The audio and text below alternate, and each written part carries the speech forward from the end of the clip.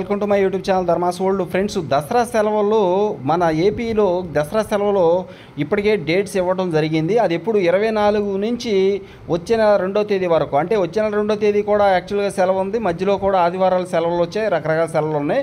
ఓవరాల్గా ఇచ్చింది మాత్రం చాలా తక్కువ సెలవులు అని చెప్పేసి చెప్తా ఉన్నారు. అయితే దసరా అనేది 22వ తేదీ నుంచి మొదలవుతుంటే 24 నుంచి ఇవ్వటం ఏంటి?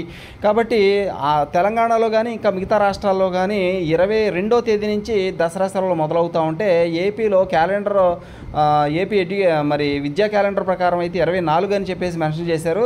అంతేకాకుండా తెలంగాణలో 3వ తారీఖు వరకు కూడా సెలవు ఇవ్వడం జరిగింది. వాళ్ళకి 4వ తారీఖు రీఓపెనింగ్, కానీ మనకి 3వ తారీఖు రీఓపెనింగ్ అన్నారు. ఇక దానికంటే ముందు 22వ తారీఖు నుంచి మరి దసరా సెలవులు మొదలవుతున్నాయి. తెలంగాణలో కూడా 22 నుంచి సెలవులు ఇస్తున్నారు, మిగిలిన జిల్లాలో కూడా అలాగే ఉంది. కానీ ఇక్కడ 24 నుంచి అని చెప్పేసి చెప్పడంతో మరి ఇక్కడ గమనించండి ఒకసారి, దసరా సెలవుల్లో మార్పులు చేయాలని ఎమ్మెల్సీ గోపిమూర్తి కూడా ప్రభుత్వాన్ని కోరడం జరిగింది. దసరా పండుగ 22 నుంచి ప్రారంభమవనుండగా విద్యా క్యాలెండర్ ప్రకారం 24 నుంచి సెలవులు ఇచ్చారన్నారు. సెలవులు 22 నుంచి ఇవ్వాలని కోరారు. మెగా డిఎస్సి నియామకాల కంటే ముందు అంతర్ జిల్లా బదిలీలను పూర్తి చేయాలని, పెండింగ్లో ఉన్న స్కూల్ అసిస్టెంట్ పదోన్నతులను చేపట్టాలన్నారు.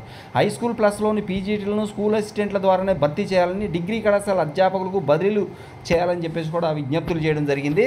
ఇలా చాలామంది కోరుతూ ఉన్నారు. ప్రస్తుతానికి పీజీటీలను ఇప్పుడు హై స్కూల్ ప్లస్లో చాలా ఖాళీలు ఏర్పడడం జరిగింది. కాబట్టి అక్కడ విద్యార్థులకి ఎగ్జామ్స్ కూడా మరి చాలా త్వరగానే దగ్గరలోనే ఉన్నాయి. కానీ వాళ్ళకి అక్కడ సరిపడా స్టాఫ్ లేకపోవడం, స్కూల్ అసిస్టెంట్లని అక్కడ డిప్లాయ్ చేయాల్సి ఉంటుంది, పీజీటీలుగా డిప్లాయ్ చేయాలని చెప్పేసి ముందుగా డిఎస్సి నియామకాల కంటే అది ముందుగానే జరగాలని చెప్పేసి కోరుతున్నారు. అన్నిటికీ మించి పెండింగ్లో ఉన్న స్కూల్ అసిస్టెంట్ పదోన్నతులు కూడా చేపట్టాలన్నారు.